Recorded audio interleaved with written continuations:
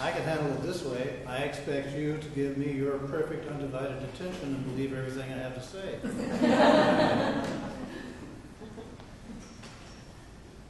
Okay, we'll try something else. All right, let's try this. Life will give you whatever experience is most helpful for the evolution of your consciousness. How do you know this experience is unique? Because this is the experience you're having in the moment.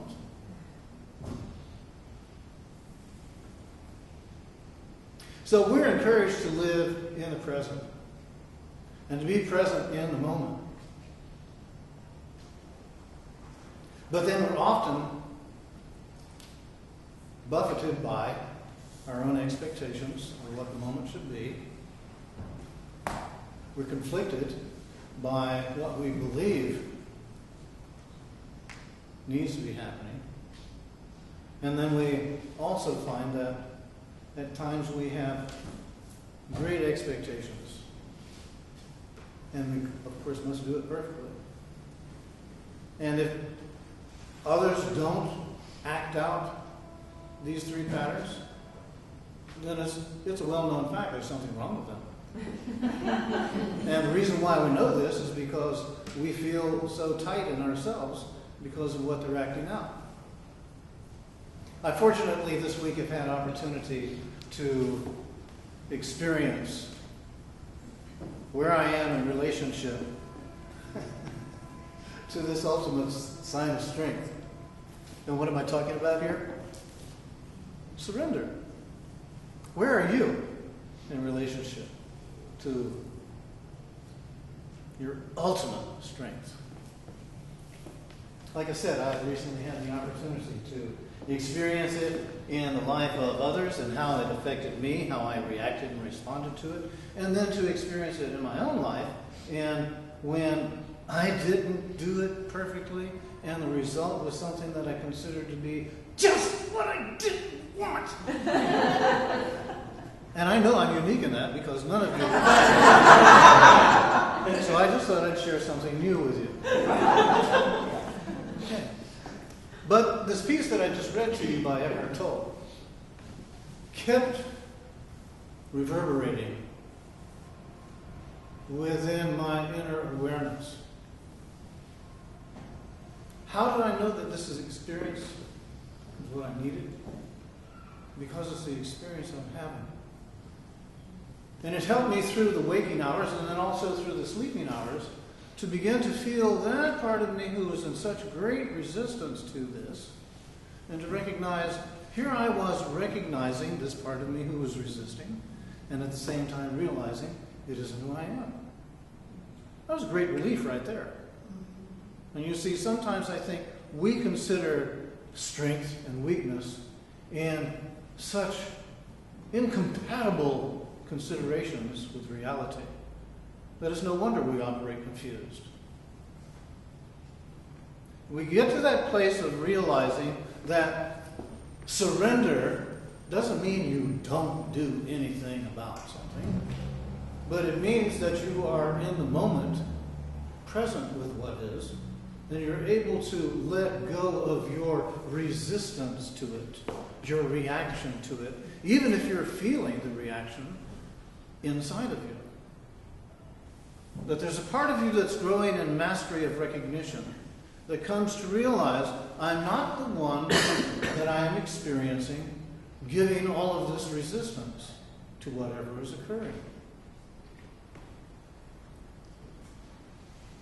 Surrender is the ultimate sign of strength, and it's the foundation of a spiritual life. Surrendering affirms that we no longer are willing to live in pain. It expresses a deep desire to transcend our struggles and transform our negative emotions. It commands a life beyond our egos, beyond that part of ourselves that is continually reminding us that we are separate, that we are different, and that we are alone. Surrendering allows us to return to our true nature and to move effortlessly in the cosmic dance of life.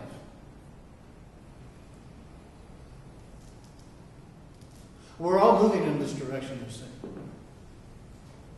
And no matter where we are in the dance, even if we're stepping on our own feet, we're still dancing. And as we can open ourselves up to be more present with ourselves, and in being present to allow, to surrender to whatever is occurring, even if you don't like it. Now, I know most of you can agree when it's something you like. You can allow that. You can surrender to that. But even if you paid attention, you'll notice how often ego wants to get in and control even that. That's never enough because ego never is secure. We begin to recognize that and then in ourselves find that part of ourselves who is at ease with whatever is being liked or disliked by another part of us. And then we can find that there's that part of us that already knows the capacity to surrender. That is simply waiting for us to catch up and start living more at ease with our lives also.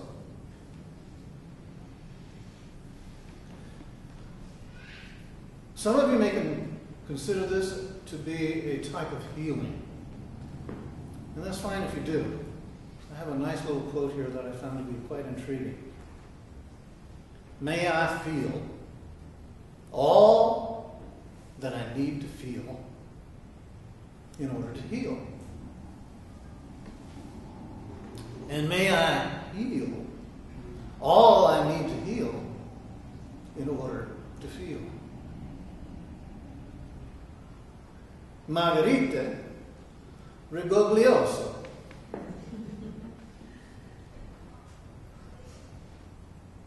And that makes for a spicy meatball.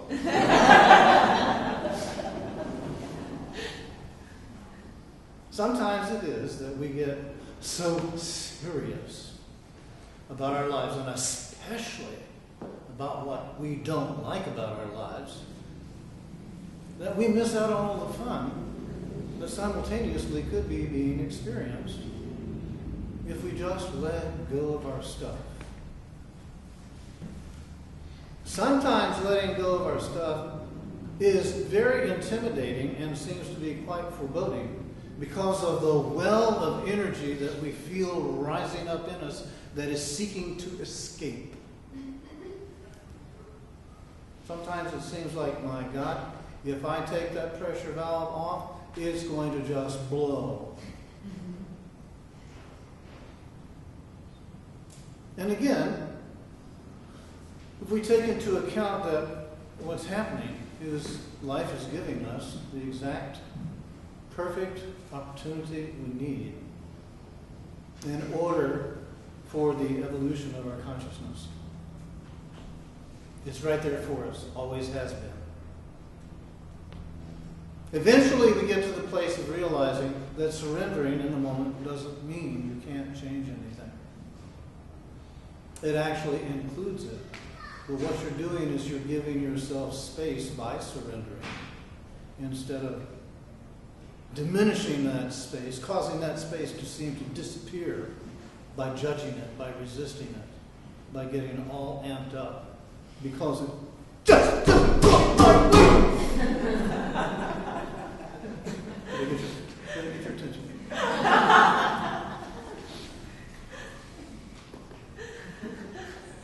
Okay, so this is really easy today. It really is. It's very simple, very straightforward. So if you learn to let go of your egoic control and trust the flow of life, you're going to find that paradoxically, more of your desires come to fruition. And that's for you to discover in the mystery of your own personal experience. It isn't for anyone else to tell you how to do it, why to do it, and what's going to be the result. So thank you very much for your attention. And if you take this and put it to use in your life, you'll make me happy.